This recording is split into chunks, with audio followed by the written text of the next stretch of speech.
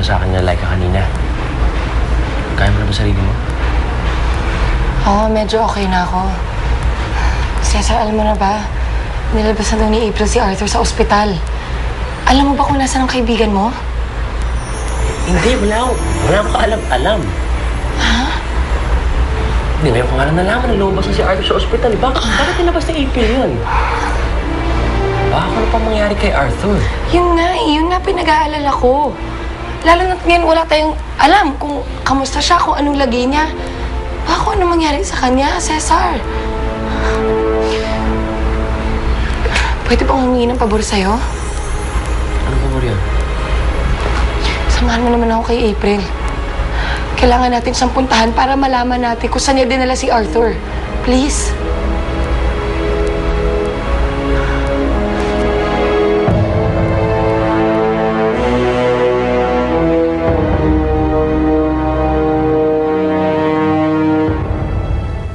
Nakasulat dito na gumawa sila ng investigasyon tungkol sa court case na kinakaharap mo. At napatunayan nila na guilty ka. Kaya tinatanggalan kanila ng lisensya. Pang-anim na ospital na tawagan natin pero wala pa rin Arthur o Lawrence na pasyente. Saan kaya siya inilipat ni April?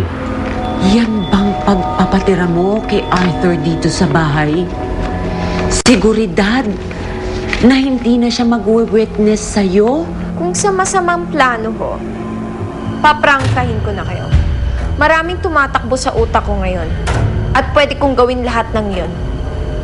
Kung hindi titigilan ni Vivian ang asawa ko. At sa tingin mo ba, mapaghihiwalay mo pa yung dalawa? Di sana iniwan na lang natin sa ospital. At para sa ganun, pinatahimik ko na lang siya sa tao ko. Nagplaplanuhan niyo ba ng masama ang asawa ko?